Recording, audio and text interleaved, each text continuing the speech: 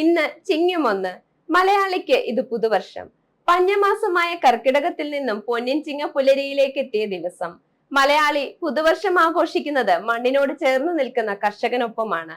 അതെ, ഇന്ന് നമുക്ക് കർഷക ദിനം കൂടിയാണ്. കർഷകനെ ആദരിക്കാൻ ഇതിലും മികച്ച ഒരു ദിനം വേറെയില്ല എന്ന് നിസ്സംശയം പറയാം. കേരള കൃഷി വകുപ്പ് ഏർപ്പെടുത്തിയ സംസ്ഥാനതല കർഷക അവാർഡുകളുടെ വിതരണം നടക്കുന്ന ഈ വേളയിൽ എല്ലാ പുരസ്കാര ജേതാക്കൾക്കും കൃഷി ജാഗരന്റെ ആശംസകൾ. വിവിധ വിഭാഗങ്ങളിലായി നേട്ടം കൊയ്ത കർഷകർ വിജയ സന്തോഷം പങ്കുവെക്കാൻ നമ്മോടൊപ്പം ചേരുന്നുണ്ട്. എന്തൊക്കെയാണ് അവർക്ക് പറയാനുള്ളത് എന്ന് നോക്കാം. ആദ്യം തന്നെ കേരള സർക്കാരിന്റെ ഈ വർഷത്തെ മികച്ച കർഷകനുള്ള പ്രഥമ പുരസ്കാരമായ സിബി കല്ലിങ്കൽ സ്മാരക കർഷകോത്തമ അവാർഡ് ജേതാവായ വയനാട്ടിൽ നിന്നുമുള്ള ശ്രീ റോയ്മോൻ കെ ആണ് നമ്മളോടൊപ്പം ചേരുന്നത്. നമസ്കാരം സർ, കൃഷി ജാഗരനിലേക്ക് സ്വാഗതം. അവാർഡിനെ പറ്റി സാറിന് എന്താണ് ഈ അവസരത്തിൽ പറയാനുള്ളത്? കർഷകോത്തമ അവാർഡ് എന്ന് പറയുന്നത് ഒരു സംസ്ഥാനത്തെ ഏറ്റവും മികച്ച കർഷകന് കിട്ടുന്ന ഒരു അവാർഡാണ്. അപ്പൊ ആ അവാർഡ് വലുതായിട്ട് തന്നെ കാണുന്നു. അതിനൊരു ഒരുപാട് മാനങ്ങളുണ്ട്. ഒരു അവാർഡ് കിട്ടുക എന്ന് പറയുമ്പം അതും പ്രത്യേകിച്ച് എല്ലാ മേഖലകളെയും അവർ വളരെ കാര്യഗൗരവമായിട്ട് പരിഗണിച്ച് തന്നെയാണ് അതിൽ വേണ്ടുന്നതായിട്ടുള്ള എല്ലാം ഉൾപ്പെട്ടിട്ടുണ്ടോ. പല മേഖലകളുണ്ട്. കൃഷിയുടെ സ്വയമായിട്ട് കുറെ കൃഷികൾ മാത്രം ചെയ്യുന്നത് കൂടാതെ ആ കൃഷിയിലൂടെ പുതിയതായിട്ടുള്ള ഇന്നോവേഷൻസ്, ഇല്ലെങ്കിൽ അതിന്റെ മാർക്കറ്റിംഗ്, ഇല്ലെങ്കിൽ നമ്മൾ മറ്റേ ഏതെല്ലാം തരത്തില് നമ്മൾ പ്രകൃതി നമ്മൾ യൂട്ടിലൈസ് ചെയ്യാനുണ്ട്, ഇല്ലെങ്കിൽ ആ തരത്തിലുള്ള കാര്യങ്ങളെല്ലാം ഇതിനകത്ത് ഒരു ഘടകമായിട്ടുണ്ട്. അപ്പോൾ അതിനകത്ത് എല്ലാം നല്ല രീതിയിലൊക്കെ ഒരു കൃഷിക്കാരൻ എന്നുള്ള രീതിയിൽ എനിക്ക് ചെയ്യാവുന്ന പരിമിതിയിൽ നിന്നൊക്കെ ചെയ്തതിനാണ് എനിക്ക് ഈ അംഗീകാരം കിട്ടിയത്. അപ്പൊ അത് ഒരുപാട് സന്തോഷമുള്ള ഒരു കാര്യമാണ്. പിന്നെ എന്നെ സംബന്ധിച്ചിടത്തോളം അവാർഡ് എന്നതിനേക്കാൾ ഏറെ എന്റെ ഉപജീവനമാണ് കൃഷി. ഞാൻ 27 വർഷത്തോളമായി പൂർണ്ണമായും കൃഷിയെ ആശ്രയിച്ച് തന്നെ ജീവിതം മുന്നോട്ട് കൊണ്ടുവന്ന ഒരു കർഷകൻ കൂടെയാണ്. അപ്പൊ അതിനൊരു അംഗീകാരം കിട്ടുക എന്ന് പറയുന്നത് ഒത്തിരി സന്തോഷമുണ്ട്. സ്വാഭാവികമായിട്ടും ഏതൊരു കർഷകനും കൃഷിയെ ആത്മാർത്ഥമായിട്ട് ഒരു വരുമാന മാർഗമായിട്ട് കാണുന്നവർക്ക് ഈ തരത്തിലുള്ള പല കാര്യങ്ങളും അവർക്കൊക്കെ ചെയ്യാൻ പറ്റുന്നതുണ്ട്. എന്റെ കൃഷിയെ സംബന്ധിച്ചിടത്തോളം എനിക്ക് അവാർഡിന് പരിഗണിച്ചതിൽ ഏറ്റവും മുഖ്യമായ കാര്യം എന്ന് പറയുന്നത് ഇടവള കൃഷിയിലൂടെ കൂടുതൽ വരുമാനം ഉണ്ടാക്കിയെടുക്കാനായിട്ട് ഒരു കർഷകന് സാധിക്കുന്നതായിട്ടുള്ള കുറെ കാര്യങ്ങളെയാണ് ഞാൻ അതിനകത്ത് ഉൾപ്പെടുത്തിയിരുന്നത്.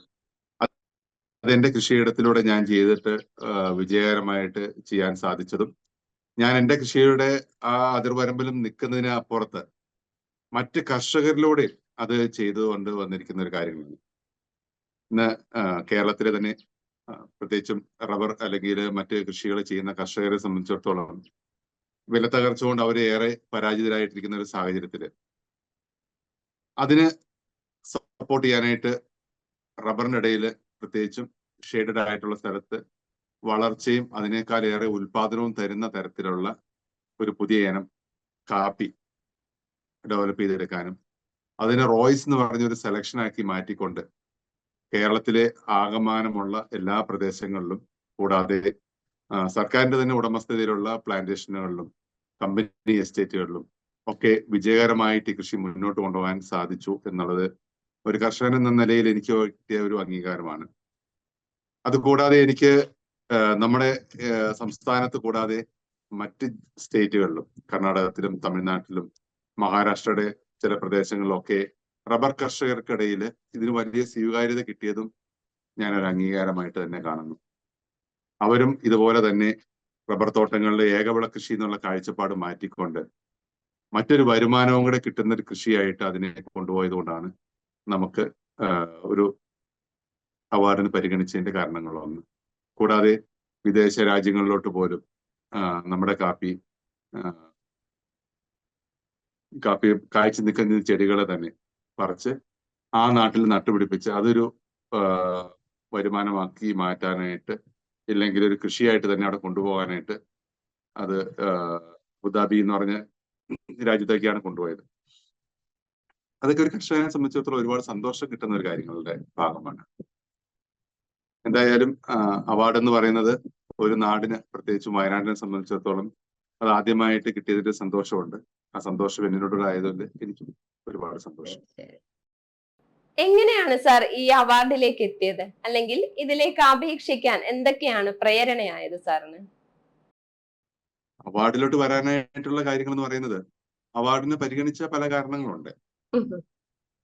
അവാർഡിന് പരിഗണിച്ച കാര്യങ്ങളിൽ ഒന്ന്, എല്ലാത്തരം കൃഷികൾ ഉണ്ടായിരിക്കണം. എല്ലാത്തരം കൃഷികൾ എന്ന് പറയുന്നത്, ഇപ്പൊ നാണ്യവിളകളാണെങ്കിൽ എന്നെ സംബന്ധിച്ചിടത്തോളം എനിക്ക് കുരുമുളക് കൃഷിയുണ്ട്, കാപ്പിയുണ്ട്, തെങ്ങുണ്ട്, റബ്ബറുണ്ട്, കൊക്കോയുണ്ട്, അങ്ങനെ മറ്റു പല കൃഷികളുമുണ്ട്. കിഴങ്ങ് വർഗ്ഗങ്ങളായിട്ട് എനിക്ക് ചേനയുണ്ട്, ചേമ്പുണ്ട്, ഒപ്പം തന്നെ കപ്പയുണ്ട്. അങ്ങനെയുള്ള കൃഷികളും അതിന്റെ ഭാഗമായിട്ട് തന്നെ വേറെ ചെയ്യുന്നുണ്ട്.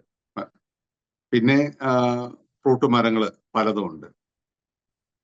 പിന്നെ ഔഷധ സസ്യങ്ങളുണ്ട്, ഔഷധ വൃക്ഷങ്ങളുണ്ട്, അന്യം നിന്ന് പോകുന്ന ഒരുപാട് ഇനങ്ങളിലായിട്ടുള്ള മരങ്ങളുടെ പലതിന്റെയും കാര്യങ്ങളുണ്ട്. പിന്നെ ഊർജ സംരക്ഷണത്തിന്റെ ഭാഗമായിട്ട് ചെയ്യുന്ന പല കാര്യങ്ങളുണ്ട്.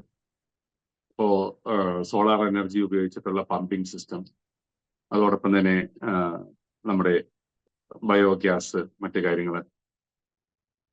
ഒപ്പം തന്നെ പിന്നെ നമ്മുടെ ഇപ്പോ വയനാട് എന്ന് പറഞ്ഞു കഴിഞ്ഞാലും വയനാട് രണ്ട് എക്സ്ട്രീമിലാണ്. കേരളത്തിലെ ഏറ്റവും വളരെ കുറഞ്ഞ മഴ പെയ്യുന്ന ഒരു പ്രദേശങ്ങളൊന്നുമാണ് നമ്മുടെ മുള്ളംകുരി എന്ന് പറഞ്ഞ പ്രദേശം. ഡെക്കാൻ പീഠഭൂമിയുടെ ഒരു ഭാഗമായി ഇവിടെ വളരെ കുറഞ്ഞ മഴ മാത്രമേ നമുക്ക് ലഭിക്കുകയുള്ളൂ. അപ്പം ഏറ്റവും വളരെ കുറഞ്ഞ ഈ പ്രദേശത്ത് നമുക്ക് ബോർവെൽ റീചാർജിങ്ങും മറ്റ് മഴവെള്ള സംഭരണികൾ, എനിക്ക് ഏറെക്കുറെ 1/2 ഏക്കറോളം വരുന്ന സ്ഥലത്തൊരു കുളം, അതുകൂടാതെ 1 ഏക്കറോളം വരുന്ന ഒരു ഏരിയ മഴവെള്ള സംഭരണത്തിന് വേണ്ടിയിട്ട് ഒരു ഡാം പോലെ അത് ഞാൻ സംരക്ഷിച്ച് നിർത്തിയിട്ടുണ്ട്. അപ്പൊ അതൊക്കെ എനിക്കും ഈ ചുറ്റുവട്ടത്തുള്ള ആളുകളുടെ കിണറുകളൊക്കെ റീചാർജ് ചെയ്യാനും ഒക്കെ അത് ഉപയോഗപ്പെടുത്താൻ പറ്റുന്നുണ്ട്. ബോർവെൽ റീചാർജിങ് എന്ന് പറയുന്നത്, നമ്മൾ ആവശ്യത്തിന് വെള്ളം എടുക്കുന്നുണ്ടെങ്കിൽ മഴക്കാലം കഴിഞ്ഞ് വരുന്ന ആ കാലഘട്ടത്തില് ഈ ചെറിയ അരുവിയിലൂടെ വരുന്ന വെള്ളമൊക്കെ അതൊന്ന് ഫിൽട്ടർ ചെയ്ത് വീണ്ടും അത് ഫില്ല് ചെയ്ത് കൊടുക്കാൻ പറ്റുമ്പോൾ നമുക്ക് കൂടുതലായിട്ട് വെള്ളം നമുക്ക് സ്റ്റോർ ചെയ്യാൻ പറ്റുന്ന ഒരു സംവിധാനമാക്കി മാറ്റാൻ പറ്റും. പിന്നെ മൂല്യവർദ്ധിത ഉൽപ്പന്നങ്ങളായിട്ട് ചെയ്യാനായിട്ട് എന്റെ തോട്ടത്തില് ഞാൻ എന്തെല്ലാം കൃഷികളിലൂടെ പോകുന്നു അതെല്ലാം മൂല്യവർദ്ധിത ഉൽപ്പന്നങ്ങളാക്കി മാറ്റാനായിട്ട് എനിക്ക് സാധിക്കുന്നുണ്ട്. അതിന് വിപണനത്തിന് വേണ്ടിയിട്ടൊരു സംവിധാനം തന്നെ നമുക്ക് ചെയ്യാനായിട്ട് പറ്റിയിട്ടുണ്ട്.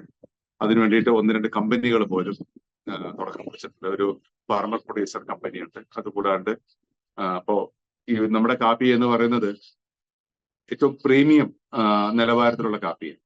അപ്പൊ ആ കാപ്പി കുടിക്കാനായിട്ട് എല്ലാവർക്കും ഒരു അവസരം ഉണ്ടാകുന്ന രീതിയിൽ കിയോസ്കുകളായിട്ട് അല്ലെങ്കിൽ കഫേകളായിട്ട് സംസ്ഥാനത്തിന്റെ പല ഭാഗത്തും ഓപ്പൺ ചെയ്യാനായിട്ട്, അത് AIF ഫണ്ടിങ് പ്രോഗ്രാമോടുകൂടിയിട്ട് ചെയ്യാനായിട്ട് പ്ലാൻ ചെയ്യുന്നുണ്ട്. അഗ്രികൾച്ചർ ഇൻഫ്രാസ്ട്രക്ചർ ഫണ്ട് എന്ന് പറഞ്ഞ് ആ ഫണ്ടിങ് പ്രോഗ്രാം ഉപയോഗപ്പെടുത്തിക്കൊണ്ട് ചെയ്യാനായിട്ട് പോകുന്നുണ്ട്. അതിനോട് കാര്യങ്ങളൊക്കെ പ്രോസസ്സും ഫാക്ടറിയൊക്കെ നടക്കുന്നുണ്ട്. അപ്പം ഇങ്ങനെയുള്ള പല കാര്യങ്ങളെ ഉൾപ്പെടുത്തിയത് കൊണ്ടാണ്, ഇല്ലെങ്കിൽ ഈ കാര്യങ്ങളിലുള്ള എല്ലാം നമ്മൾ കടന്നു പോയത് കൊണ്ടാണ് നമ്മളെ അവാർഡിനായിട്ട് പരിഗണിച്ചതിന്റെ കാരണം. സ്വാഭാവികമായിട്ട് ഒരു കൃഷിയെ മാത്രം ആശ്രയിച്ച് ജീവിക്കുന്ന ഒരാളെ സംബന്ധിച്ചിടത്തോളം ഇതിലൂടെ എല്ലാം സ്വാഭാവികമായ രീതി കടന്നു പോയിക്കൊണ്ടിരിക്കും. അതിനുവേണ്ടി നമ്മൾ പ്രത്യേകിച്ച് ഒന്നും ചെയ്തു വയ്ക്കുന്നതൊന്നും പൂർത്തിയാകണമെന്നില്ല, ഇല്ലെങ്കിൽ അത് കൃത്യതയോടെ അത് നമുക്ക് ചെയ്യാൻ പറ്റിക്കണമെന്നില്ല. പക്ഷെ നമ്മൾ അനുദിന ജീവിതത്തിൽ നമ്മൾ ചെയ്തുകൊണ്ടിരിക്കുന്ന പ്രവർത്തികൾ നമ്മൾ അറിയാതെ തന്നെ അതൊരു അവാർഡിന്റെ വക്കയിൽ എത്തിച്ചേരും. എന്നെ സംബന്ധിച്ചിടത്തോളം ഒരു അതിശയകരമായ കാര്യം എന്ന് വേണമെങ്കിൽ ഇപ്പൊ പറയാൻ പറ്റും. അവാർഡിന് വേണ്ടിയിട്ട് ക്ഷണിച്ചതിന്റെ ഏറ്റവും അവസാനത്തെ ദിവസം കൊണ്ടുപോയിട്ടാണ് ഞാനൊരു അപേക്ഷ പോലും വെച്ചത്. അത് ഞാനല്ല, എന്റെ കൃഷി ഓഫീസറും വേറെ എനിക്ക് വേണ്ടുന്ന ഒരാളുടെ ഒരു സപ്പോർട്ട് അവർ പറഞ്ഞു, റോയ് എന്തായാലും അതിന് വേണ്ടി ഒരു അപേക്ഷ വെക്കണം എന്ന് പറഞ്ഞതുകൊണ്ടാണ് ഞാൻ ശരിക്കും ആ തലേദിവസം വൈകിട്ട് എന്നോട് വിളിച്ചു പറഞ്ഞു. ഞാനൊരു അപേക്ഷ ഫോം എഴുതി പിറ്റേ ദിവസം അവിടെ വൈകിട്ട് തന്നെ എത്തിച്ചു കൊടുത്തു. അത് എന്നെ പരിഗണിച്ചു എന്നുള്ളത് എനിക്ക് ഇപ്പോഴും ഒരു അതിശയമുള്ള കാര്യമായിട്ട് തോന്നുന്നു. അതെ അതെ, തീർച്ചയായും സാറിന്റെ അർഹതയ്ക്കുള്ളൊരു അംഗീകാരമാണ്. അതുകൊണ്ടാണല്ലോ അവസാന നിമിഷവും അത് ചെയ്യാനുള്ള. ഇത് നേരത്തെ പ്ലാൻ ചെയ്ത് അതിന്റെ പിന്നാമ്പുറത്തോടെ ഈ കാര്യങ്ങളൊക്കെ ചെയ്തു വെച്ചിരുന്നെങ്കിൽ ചിലപ്പോ ഇങ്ങനെ ആയിരിക്കാം സംഭവിക്കുന്നത്. വളരെ ആകസ്മികമായിട്ട് തെരഞ്ഞെടുത്തതുപോലെയായി. അതെ അതെ, തീർച്ചയായിട്ടും നമുക്കും സന്തോഷം. ഞാനിപ്പോ എന്റെ കൃഷിയുടെ ഭാഗമായിട്ട് ഞാൻ ചെയ്തുകൊണ്ടിരിക്കുന്ന പ്രവർത്തനങ്ങളും തന്നെയാണ് ഞാൻ എപ്പോഴും കൃഷിക്കാരോട് പറയുന്നത്. നമ്മള് കാലങ്ങളായിട്ട് ചെയ്തു വച്ചിരിക്കുന്ന കുറെ കാർഷിക അനുഭവങ്ങളുണ്ട്. പ്രത്യേകിച്ചും ഏകവിള കൃഷി എന്ന രീതിയിലാണ് നമ്മുടെ നാട്ടിലെ കൃഷി രീതികൾ മുഴുവൻ ചെയ്തിരുന്നത്. ഇപ്പൊ തെങ്ങ് തന്നെ ചെയ്യുന്നവരാണെങ്കിൽ തെങ്ങ് മാത്രം കൃഷി ചെയ്യുന്ന രീതിയിലുണ്ട്. റബ്ബർ കൃഷി ചെയ്യുന്നവരാണെങ്കിൽ റബ്ബർ മാത്രം കൃഷി ചെയ്യുന്നവരുണ്ട്. കുരുമുളകാണെങ്കിൽ അങ്ങനെ, കമുക് കൃഷി ചെയ്യുന്നവരാണെങ്കിൽ അതും. ഈ എല്ലാം ഏകവിള കൃഷി ചെയ്യുമ്പോഴുണ്ടാവുന്നൊരു കാര്യം, ഒന്നെങ്കിൽ ഇപ്പോ എല്ലാത്തിലും പ്രത്യേകിച്ച് ഡിസീസ് വന്ന് ആ തോട്ടം കൃഷികളൊക്കെ നശിച്ചു പോകുമ്പോൾ പലപ്പോഴും ഇപ്പോ കമുകിനെ സംബന്ധിച്ചിടത്തോളം അല്ലെങ്കിൽ അടയ്ക്ക കൃഷിയെ സംബന്ധിച്ചിടത്തോളം പറയുകയാണെങ്കിൽ അതിനിപ്പോ വ്യാപകമായ രീതിയിൽ നമ്മുടെ നാട്ടിലെ ഒരുപാട് ആൾക്കാർ കൃഷിയിലോട്ട് അതിനെ കൊണ്ടുവരുന്നുണ്ട്. പക്ഷെ എന്തുകൊണ്ടാണ് നമുക്ക് ആ വില കിട്ടുന്നത്, ഇത്രത്തോളം ഉയർന്ന വില കിട്ടുന്നതെന്ന് നോക്കുമ്പോൾ അത് വെറും താൽക്കാലികമായ കുറെ കാര്യങ്ങളാണ്. അപ്പോ ഡിസീസ് ആണ് അതിന്റെയൊക്കെ വില വർധനവിന്റെ കാരണങ്ങൾ ഒന്നെങ്കിൽ, റബ്ബറിനെ സംബന്ധിച്ചിടത്തോളം റബ്ബർ മാത്രം കൃഷി ചെയ്യുന്ന ഭാഗത്ത് പ്രത്യേകിച്ചും ഒരു 30% താഴെ ഭാഗം മാത്രമേ റബ്ബർ കൃഷിക്ക് ആവശ്യമുള്ളെങ്കിൽ ബാക്കി ഭാഗം വെറുതെ നമ്മൾ എല്ലാ വർഷവും കാട് വെട്ടി തോട്ടത്തിന്റെ മെയിൻ്റനൻസിന് വേണ്ടി കുറെ പണം മുടക്കുന്ന രീതിയിലോട്ട് അതിനെ മാറ്റുക. അപ്പൊ എപ്പോഴും ഓരോ കൃഷിക്കും അതിനോട് യോജിക്കുന്നതായിട്ടുള്ള ഇടവിള കൃഷികൾ, ഞാൻ പറഞ്ഞു വരുന്ന പോയിന്റ് ഇത്രേ ഉള്ളൂ. ഏത് കൃഷി ചെയ്യുമ്പോഴും അത് പൊന്നു വിളയുന്നതാണെന്ന് പറഞ്ഞാലും അതിന്റെ കൂടെ ഒരു ഇടവിള കൃഷി ഉണ്ടെങ്കിൽ മാത്രമേ ഇനിയുള്ള കാലത്ത് നമുക്ക് കൃഷിയിൽ മുന്നോട്ട് പോകാനായിട്ട് സാധിക്കുള്ളൂ. അപ്പൊ ഒരെണ്ണത്തിന്റെ വരുമാനം കൊണ്ട് തോട്ടത്തിന്റെ ചെലവുകൾ നിയന്ത്രിക്കാനും ഒന്നും നമുക്ക് ബാക്കിയാവുന്നതുമായിട്ടുള്ള കൃഷി രീതികളായിരിക്കണം ഇനി നമുക്ക് മുന്നോട്ടുണ്ടാവും. ഇപ്പൊ ഈ ഒരു സമയത്ത് നമുക്കും അറിയാം തിരക്കായിരിക്കുന്നു. അപ്പൊ ഇത്രയും തിരക്കിനിടയിൽ നമ്മൾ കൃഷി ജാഗരന്റെ പ്രേക്ഷകർക്ക് വേണ്ടി ഇത്രയും പങ്കുവച്ചതിൽ വളരെയധികം സന്തോഷം. Thank you. എന്തായാലും വേറെ ആരോടും അല്ലല്ലോ, കൃഷിക്കാരോടും അല്ലേ ഇത് സംസാരിക്കുന്നതും സമ്പാദിക്കുന്നതും. അതെ അതെ അപ്പോൾ തീർച്ചയായിട്ടും അവർക്ക് ഈ എന്റെ കൃഷിയിലൂടെ എന്തെങ്കിലുമൊക്കെ കിട്ടാനുണ്ടെങ്കിൽ അതെ തീർച്ചയായിട്ടും സർ. സന്തോഷം. ഏതൊരു വീട്ടമ്മയ്ക്കും മാതൃകയാക്കാവുന്ന വ്യക്തിത്വം, പ്രതിസന്ധികളൊക്കെ തരണം ചെയ്ത് ജീവിതത്തിൽ വിജയം കൊയ്ത കർഷക. അതെ, ഏറ്റവും മികച്ച കർഷക വനിതയ്ക്കുള്ള കർഷക തിലകം അവാർഡ് സ്വന്തമാക്കിയ പത്തനംതിട്ടയിൽ നിന്നുമുള്ള ശ്രീമതി സിന്ധുലേഖയ്ക്ക് എന്താണ് പറയാനുള്ളതെന്ന് കേൾക്കാം. ചേച്ചി നമസ്കാരം, കൃഷി ജാഗരനിലേക്ക് സ്വാഗതം. ആദ്യം തന്നെ കർഷക തിലകം അവാർഡിനെ പറ്റി ചേച്ചിക്ക് എന്താണ് പറയാനുള്ളത്? അധികം സന്തോഷം. പിന്നെ എനിക്ക് ഈ അവാർഡിന് വേണ്ടി എന്നെ പ്രയത്നിച്ച എന്റെ കൃഷിഭവനിലെ സാറുമാർക്ക്, സെലി സാറിനും എന്റെ സബീല മാഡത്തിനും ഒക്കെ എനിക്ക് അതിലേറെ സന്തോഷം. എന്നെ അറിയിക്കാൻ പറ്റിയല്ലോ നാടിന്. എന്നെ പോലൊരു കർഷകരെ എല്ലാവരുടെ മുന്നേ കൊണ്ടുവന്നതിന് ഏറ്റവും വലിയ സന്തോഷം. കൃഷിഭവനിൽ നിന്ന് നല്ല സപ്പോർട്ട് എന്ന് പറഞ്ഞാൽ എനിക്ക് എന്റെ കൃഷിയിടത്തിൽ ആഴ്ചയിൽ ഒരു ദിവസം കൃഷി കാണാനായിട്ട് ഞങ്ങളുടെ കൃഷി അസിസ്റ്റന്റ് വരും. സബീല മാഡം മിക്കവാറും എത്തും.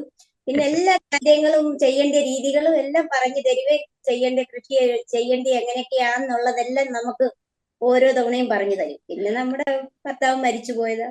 അപ്പൊ മരിച്ചു പോയിട്ട് 9 വർഷമായി.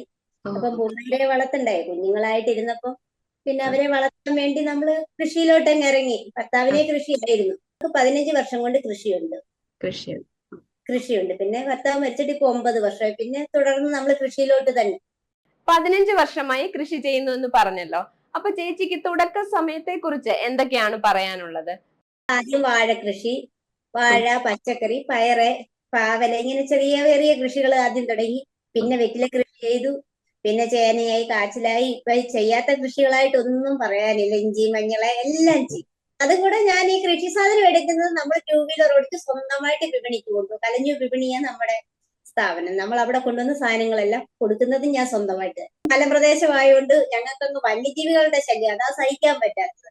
ഞങ്ങൾക്ക് ആന ശല്യമുണ്ട്, കുരങ്ങിന്റെ ശല്യമുണ്ട്, പുലിയുണ്ട്, എല്ലാ ജീവികളുടെ ശല്യത്തിന്റെ ഇടയിൽ സോളാർ ഞങ്ങൾ കൃഷി ചെയ്യുന്നത്. ഭയങ്കര പന്നി ശല്യം. പന്നിയാണ് ഇന്നലെ മുറ്റത്ത് കിടന്ന് ചെയ്യുമ്പോ അവിടെ സോളാർ ഇല്ലായിരുന്നു. അതെല്ലാം ഇന്നലെ രാത്രി. ഇത്രയും വെല്ലുവിളികൾ നേരിട്ടിട്ടും ഇന്ന് വിജയം നേടി നിൽക്കുമ്പോൾ ഒരു സന്തോഷത്തിലുപരി ഒരു അഭിമാന മുഹൂർത്തമാണ് എന്ന് തന്നെ പറയാം, അല്ലേ? നല്ലൊരു അഭിമാനം. ഇതിൽ പരം സന്തോഷം ഒന്നും തന്നെ ഇല്ല. കൃഷിയിൽ മക്കളുടെ സപ്പോർട്ട് എങ്ങനെയാണ് ചേച്ചിക്ക്? മക്കൾ 2 കുഞ്ഞമ്മ. ഭർത്താവ് മരിക്കുമ്പോ അവര് കൊച്ചു പിള്ളേരായിരുന്നു. ഒരു മോക്ക് 10 വയസ്സും മോന് +1 പഠിക്കുമായിരുന്നു. ഇപ്പൊ അവര് ഇപ്പം കൂടെ പ്രയത്നിക്കാനായിട്ടായി. മോനോട് പറഞ്ഞ അടുത്ത കർഷകനായിട്ട് നീയും വരണമെന്നാ പറഞ്ഞേക്കുന്നത്. അമ്മയോടൊപ്പം നിന്നണമെന്ന്. എന്നെ കണ്ടുപിടിക്കുമ്പോ എന്റെ മക്കൾ അതിനോട്ട് കൂടുതലായിട്ടും അങ്ങോട്ട് തന്നെ ആയിരിക്കും. എല്ലാ ദുഃഖം ദൈവം തരുമോ? മക്കളെ ഭർത്താവിനെയോ ദൈവം കൊണ്ടുപോയി. അപ്പം പിന്നെ മക്കൾക്കൂടെ എന്റെ കൂടെ അല്ലെങ്കിൽ നമുക്ക് അത് ദുഃഖമല്ലേ. ഈ നാട്ടിൽ ഇതിൽ പരം ഒരു സന്തോഷമില്ല. ഞങ്ങളുടെ നാടിന് ഞങ്ങൾ ചെറിയ ഗ്രാമമല്ലേ, അതെ. കുറച്ച് ആൾക്കാർ താമസിക്കുന്ന ഒരു ചെറിയ ഗ്രാമത്തിൽ ഈ ഒരു അവാർഡ് വന്നെന്ന് പറഞ്ഞാൽ ഞങ്ങൾക്ക് നാടിന് ഏറ്റവും വലിയൊരു അഭിമാനമാണ്. പാരമ്പര്യമായിട്ട് കൃഷി തന്നെയായിരുന്നു. എന്റെ ചെറുപ്രായത്തിൽ ഞങ്ങളൊക്കെ ജനിച്ചു വളരുമ്പോഴേ, ഞങ്ങളൊക്കെ കൊച്ചു 10 വയസ്സ് പ്രായമുള്ളപ്പോഴും ഞങ്ങൾ ചീരയ്ക്കൊക്കെ വെള്ളം കോരുകയും ചീര കൊണ്ട് അമ്മയുടെ ചന്തയിൽ പോയിട്ട് സ്കൂളിൽ ബസ് അന്നൊക്കെ നടന്നാ പോകുന്നത്. അപ്പൊ ചുമ്മിക്കൊണ്ട് ഞങ്ങള് ചന്തയിൽ കൊണ്ടുപോയി കൊടുത്തിട്ട് ഞങ്ങൾ ബസ് കയറി സ്കൂളിൽ വരുന്നത്. അങ്ങനെ ചെറുപ്രായത്തിലെ ആ ഒരു ജോലിയിലോട്ട് കയറിയത്. അപ്പൊ അതെ. നമുക്ക് കൃഷിയെ പറ്റി കുഞ്ഞു പ്രായം തൊട്ടേ അറിയാം. അറിവുണ്ട്. എല്ലാവരും കൃഷിയിലോട്ട് വരണം. നമുക്ക് ചെയ്തു കഴിഞ്ഞാൽ പിന്നെ നമ്മൾ മുന്നോട്ട് പോയിക്കോളൂ ആരായാലും. ഒരു പച്ചക്കറി നട്ട് അതിൽ ഒരു പയറോ ഒരു പാവലക്കായോ പറിച്ചു കഴിയുമ്പോൾ നമുക്ക് ഓർക്കും അടുത്ത നമുക്ക് ഇടണം, നമുക്ക് അത് ചെയ്യണമെന്നുള്ള താല്പര്യമായി ഏത് അമ്മയ്ക്കും ഉണ്ടാവുന്ന ഒരു സംഭവം. അതെ 5 അതെ ആയാലും നമുക്കൊരു വീട് വെച്ചെന്ന് പറഞ്ഞാൽ പെരയ്ക്ക് ചുറ്റും നമുക്ക് വീട്ടാവശ്യത്തിനുള്ള പച്ചക്കറി ചെയ്യും. പരമ്പരാഗതമായി കൈമാറി വന്ന കൃഷി തന്നെ ഉപജീവനമാക്കി മാറ്റി. കേരള സർക്കാരിന്റെ കർഷക ജ്യോതി അവാർഡ് കരസ്ഥമാക്കിയ ഇടുക്കിയിൽ നിന്നുള്ള കർഷകൻ ശ്രീ ബൈജുമോൻ MK ആണ് അടുത്തതായി നമുക്കൊപ്പം ചേരുന്നത്. നമസ്കാരം സർ, കൃഷി ജാഗരണിലേക്ക് സ്വാഗതം. ആദ്യം തന്നെ കർഷക ജ്യോതി അവാർഡിനെ പറ്റി എന്താണ് ചേട്ടന് പറയാനുള്ളത്? വളരെ സന്തോഷമുണ്ട് ഇങ്ങനെ അവാർഡ് കിട്ടിയെന്ന്. എന്നെ ഇങ്ങനെ പ്രാപ്തമാക്കിയ ഞങ്ങളുടെ കൃഷി ഓഫീസറാണ് അജുമൻ സാറാണ് ഞങ്ങളുടെ കൃഷി ഓഫീസർ. സാറിനോട് ആദ്യമായിട്ട് നന്ദി രേഖപ്പെടുത്തുകയാണ് സാറിന്. പിന്നെ നല്ല രീതിയിലുള്ള കൃഷികളാണ് നമ്മൾ ചെയ്യുന്നത്. മെയിനായിട്ട് കുരുമുളക് കൃഷിയാണ് ചെയ്യുന്നത്. സമ്മിശ്ര കൃഷിയാണ് നമ്മൾ ചെയ്യുന്നത്. കുരുമുളകാണ് മെയിനായിട്ട് ചെയ്യുന്നത്. പിന്നെ തേനീച്ച വളത്തിലുണ്ട്, കന്നാലി വളത്തിലുണ്ട്, കോഴി വളത്തിലുണ്ട്, മീൻ വളത്തിലുണ്ട്. എല്ലാം നല്ല രീതിയിൽ പോകുന്ന കൃഷികളല്ല. അപ്പോ ഈ 25 വർഷത്തെ കാർഷിക ജീവിതത്തിൽ സാറിനുണ്ടായ വ്യത്യാസങ്ങളൊന്ന് പറയാമോ? അതായത് തുടക്ക സമയവും ഇപ്പോഴും ഉള്ള മാറ്റങ്ങൾ ഒന്ന് വിശദീകരിക്കാമോ? നമുക്ക് നമ്മുടെ കൃഷികളിൽ പല രോഗങ്ങളുണ്ടാകും. നമുക്കത് മനസ്സിലാക്കാൻ പറ്റുന്നില്ല. ഇപ്പോൾ നമ്മൾ ഈ ബോധവൽക്കരണ ക്ലാസ്സുകളും കാര്യങ്ങളും പഠനയാത്രകളൊക്കെ നടത്തുന്നുണ്ട് ഗവൺമെന്റ്. അതിനെക്കുറിച്ച് അതുകൊണ്ട് നല്ല ഗുണങ്ങൾ മാറ്റം വരുന്നുണ്ട് നമ്മുടെ കൃഷി രീതികളിൽ. അത് നമുക്ക് ഒത്തിരി ഉപകാരപ്രദമായിട്ടുണ്ട്. തൊടിക്ക് വരുന്ന കേടുകളെ പറ്റിയുള്ള എല്ലാം ഈ അങ്ങനെയുള്ള പഠനയാത്രകളിൽ നമുക്ക് വൃത്തികെട്ട് കിട്ടുന്ന അറിവുകൾ ഒത്തിരി ഗുണം ചെയ്യുന്നുണ്ട്. ഇപ്പൊ ഞാനിവിടെ മെയിനായിട്ട് കൃഷി, ഞങ്ങൾക്ക് കുടിവെള്ളം ഇവിടെ വെള്ളമില്ലായിരുന്നു. എനിക്ക് 3 കിണർ കുട്ടിയിട്ട് ഞങ്ങൾക്ക് വെള്ളം കുടിക്കാനില്ലായിരുന്നു. വേനയ്ക്ക് വെള്ളത്തിന് ബുദ്ധിമുട്ടുണ്ട്. അപ്പൊ നമ്മളിങ്ങനെ ആറ്റിലേക്ക് പോയാൽ കുളിച്ചോണ്ടിരുന്നത്. പക്ഷെ ഞാനിവിടെ വന്ന് കൃഷി അവരുമായിട്ട് കൃഷി ഓഫീസറെ സംസാരിക്കുകയും എനിക്ക് റീചാർജ് കൂടി വേണമെന്ന് പറയുകയും കിണർ റീചാർജ് ചെയ്യുകയും ചെയ്തു. അപ്പൊ നമുക്ക് കിണറ്റിൽ വെള്ളം കൂടിയപ്പോൾ ഞാൻ അത് പറമ്പിൽ മൊത്തം അത് കോണ്ടൂർ കയ്യാല വെച്ച് ജലസംരക്ഷണത്തിന് പ്രത്യേക ഊന്നൽ നൽകിക്കൊണ്ട് എനിക്ക് ആവശ്യത്തിന് വെള്ളമുണ്ട്. കൃഷിയാണ് ഇഷ്ടംമാതിരി വെള്ളമുണ്ട് സർ. അതങ്ങനെ അപ്പം കൃഷിക്ക് ഇഷ്ടംമാതിരി വെള്ളമായി. അത് തന്നെ ഞാനിപ്പം മെയിനായിട്ട് പന്നിയൂർ മണ്ണിന്റെ 5ഉം 8ഉമാണ് ഞങ്ങളുടെ ഈ മേഖലയിൽ ഏറ്റവും ഫലപ്രദമായിട്ട് കാണുന്നത്. ഞങ്ങൾക്ക് മെയിനായിട്ട് ഞാൻ കൂടുതലാണ് കൃഷി ചെയ്യുന്നത്. പിന്നെ കരികൊണ്ട് ചെയ്യുന്നുണ്ട്. ഈ ജലസംരക്ഷണമാണ് ഏറ്റവും വലിയ നേട്ടമായിട്ട് എനിക്ക് പറയാനുള്ളത്. വിപണനവും കാര്യങ്ങളും ഒക്കെ എങ്ങനെയാണെന്നൊന്ന് പറയാമോ? വിപണനം നമ്മളിവിടെ സ്വന്തം ഇവിടെ മാർക്കറ്റിലാണ് വിതരണം ചെയ്യുന്നത്. പിന്നെ ചെറുതാനൊക്കെ ഇവിടെ തന്നെ നമുക്ക് വിറ്റ് പോകുന്നുണ്ട്. പിന്നെ എനിക്ക് ദുരിയാൻ എന്ന് പറഞ്ഞൊരു മരമുണ്ട്. ഒരു മരത്തിൽ നിന്ന് എനിക്ക് ഈ കൊല്ലം 20,000 രൂപയുടെ കാഫലം കിട്ടി. അത് ഞാൻ ഇവിടെ ഫേസ്ബുക്കിൽ കിട്ടി കഴിയുമ്പോൾ ഇവിടെ വന്ന് തന്നെ മേടിച്ചുകൊണ്ട് പോകുന്നുണ്ട്. ഈ പ്രാവശ്യം ഞാൻ കുറെ തൈകൾ പാകി വെച്ചിട്ടുണ്ട്. അപ്പൊ ആവശ്യപ്പെടുന്നുണ്ട്. ഈ നമുക്ക് ദുരിയാന്റെ മഞ്ഞയ്ക്കാണ് ഡിമാൻഡ് ഉള്ളത്. മഞ്ഞ എനിക്ക് പെടുന്ന കായാണ് എനിക്ക് ഉള്ളത്. അപ്പൊ അതിന്റെ വിത്തുകൾ പലരും ആവശ്യപ്പെടുന്നുണ്ട്. ഈ പ്രാവശ്യം ഞാൻ 10-100 തൈ പാകിയിട്ടുണ്ട്. അത് ബഡ് ചെയ്ത് കൊടുത്താൽ ഇഷ്ടംമാതിരി ആളുകൾ ചോദിക്കുന്നുണ്ട്. നമുക്ക് കൊടുക്കാനില്ല. ഇപ്പൊ 3 വർഷമായുള്ള എന്റെ ദുരിയാൻ കായ്ച്ചിട്ട് ചോദിക്കുന്നുണ്ട്. അപ്പൊ നമ്മളത് ചെയ്യാൻ വേണ്ടി പ്ലാൻ ചെയ്യുന്നുണ്ട്. ഇനിയുള്ള കൃഷിയിൽ എന്തൊക്കെയാണ് പുതിയതായി ഉൾപ്പെടുത്താൻ ഉദ്ദേശിക്കുന്നത്? ഇങ്ങനെ അവാർഡ് എനിക്ക് സന്തോഷമുണ്ട്. കൃഷിയിലേക്ക് പ്രത്യേക ഊന്നൽ നൽകാനുള്ള ആഗ്രഹിക്കുന്നുണ്ട്. ചെറുതാൻ തേച്ചാണ് എനിക്ക് 40 വെട്ടിയാണുള്ളത്. അത് വിപുലീകരിച്ച് 100 വെട്ടിയാക്കാൻ പ്ലാനുണ്ട്. അപ്പൊ അതിന്റെ സംവിധാനം തുടങ്ങി കഴിഞ്ഞു. ഞാനിപ്പോ സ്വന്തമാണ് വെട്ടിയൊക്കെ നിർമ്മിക്കുന്നത്. ഒരു വെട്ടിയിൽ നിന്നാണ് ഞാനിപ്പോ 40 വെട്ടി തന്നെ എത്തിച്ചത്. അപ്പൊ അത് ഇനി അടുത്ത 100 വെട്ടിയാക്കാൻ പ്ലാനുണ്ട്. ഇപ്പൊ തേനീച്ച കൃഷി ഉണ്ടെന്ന് പറഞ്ഞല്ലോ. തേൻ മൂല്യവർദ്ധിത ഉൽപ്പന്നങ്ങളാക്കി വിൽക്കാറുണ്ടോ? അതോ അപ്പൊ നമുക്ക് അങ്ങനെ മനസ്സിലാഗ്രഹമുണ്ട്. അങ്ങനെ ഒരു നമ്മുടെ ഒരു ബ്രാൻഡഡ് ആയിട്ട് ഇങ്ങനെ ഒരു തേൻ ഇറക്കുന്ന പ്ലാനുണ്ട്. മനസ്സിലാഗ്രഹമുണ്ട്. ചെയ്യുകയാണ്. പിന്നെ സാറിന്റെ ഫാമിലിയുടെ സപ്പോർട്ടൊക്കെ എങ്ങനെയാണ് കൃഷിയില്? സപ്പോർട്ടുണ്ട്. ഭാര്യയുടെ ഉണ്ട്, മക്കളുടെ ഉണ്ട്. എല്ലാവരും കൂടെ അതായത് നമുക്ക് വിലത്തകർച്ചയൊക്കെ ഉണ്ട്. അപ്പൊ ഇവരുടെ എല്ലാ സപ്പോർട്ട് ചെയ്ത് സ്വന്തമായിട്ടാണ് കാര്യങ്ങളെല്ലാം ചെയ്യുന്നത്. ഇത് ഞങ്ങൾക്ക് ഇവിടെ കൃഷി ഓഫീസറുണ്ട്. ഞങ്ങൾ ഏറ്റവും വലിയ നല്ലൊരു കൃഷി ഓഫീസർ ഞങ്ങൾക്ക് അജിമൻ സാറുണ്ട്. ഇവിടെ വൃത്തിയായ നിർദ്ദേശങ്ങളുണ്ട്. അത് അവന്റെ മുന്നും കൃഷി ഓഫീസർ ഉണ്ടാവുന്ന ജെയ്സിമോൾ സാറൊക്കെയാണ് എന്നെ പദയാത്രയ്ക്ക് കൊണ്ടുപോവുകയും ഇങ്ങനെ കൃഷിയിലേക്ക് പുതിയ കൃഷികൾ കണ്ടുപിടിക്കാനും അതിനുള്ള ഊന്നൽ നൽകാനും സഹായിച്ച സാറൊക്കെയാണ്. അവരോടൊക്കെ പ്രത്യേകം നന്ദി അർപ്പിക്കുകയാണ്. തിരക്കേറിയ സമയത്തും നമ്മുടെ കൂടെ ഇത്രയും സമയം ചെലവഴിച്ചതിന് വളരെ നന്ദി. പിന്നെ എല്ലാവിധ ആശംസകളും. അവാർഡ് നേടിക്കഴിഞ്ഞിട്ടും വീണ്ടും നമുക്ക് കാണാം. വൈറ്റ് കോളർ ജോലി ഉപേക്ഷിച്ച് കൃഷിയിലേക്ക് ഇറങ്ങി. ഒട്ടേറെ പരിഹാസങ്ങൾ നേരിട്ടു. ഒന്നിലും തളരാതെ അടിപതറാതെ മുന്നോട്ടു പോയി. ഇന്ന് കേരളത്തിലെ മികച്ച യുവ കർഷകനായി അംഗീകരിക്കപ്പെട്ട തൃശൂരിൽ നിന്നുമുള്ള ശ്രീ ശ്യാം മോഹന് എന്തൊക്കെയാണ് പറയാനുള്ളതെന്ന് കേൾക്കാം. നമസ്കാരം ശ്യാം, കൃഷി ജാഗരണിലേക്ക് സ്വാഗതം. എന്തൊക്കെയാണ് അവാർഡിനെ പറ്റി പറയാനുള്ളത്? വളരെയധികം സന്തോഷമാണ് ഈ ഒരു അവാർഡ് ലഭിച്ചതിൽ. കാരണം നമ്മൾ കൃഷിയിലേക്ക് ഇറങ്ങുന്ന സമയത്ത് എല്ലാവരിൽ നിന്നും വളരെയധികം നിരുത്സാഹങ്ങളാണ് കൂടുതലും നമുക്ക് കിട്ടിയിട്ടുള്ളത്.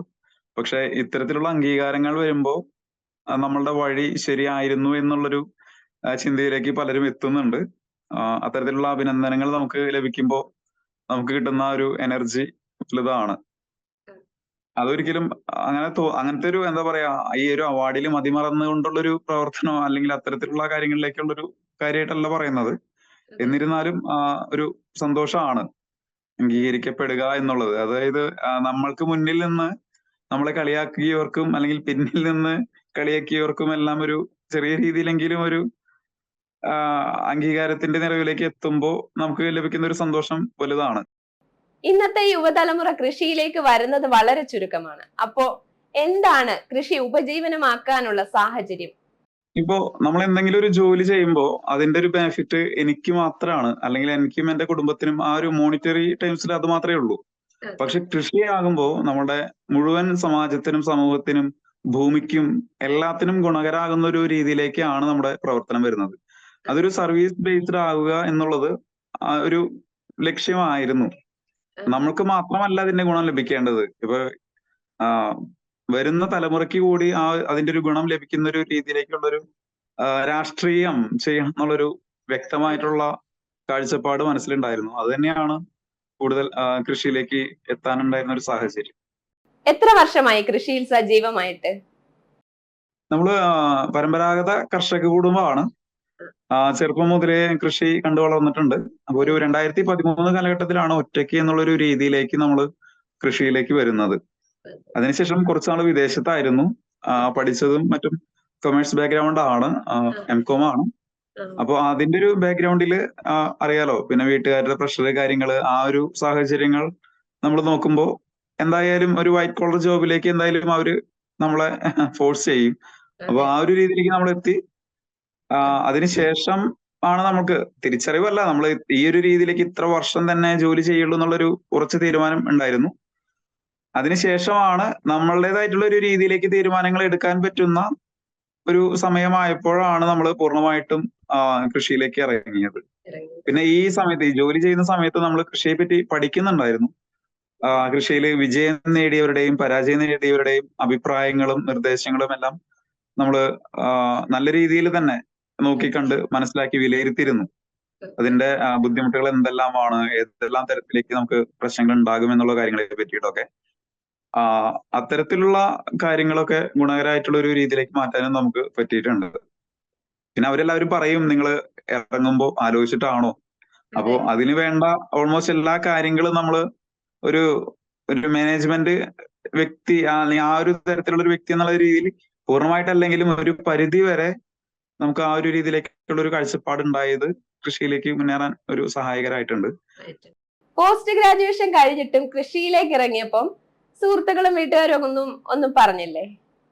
ആ ഒരു സമയത്ത് തുടക്കകാലത്ത് ഒട്ടും സപ്പോർട്ടൊന്നും ഉണ്ടായിരുന്നില്ല. പിന്നീടാണ് അത് വന്നത്.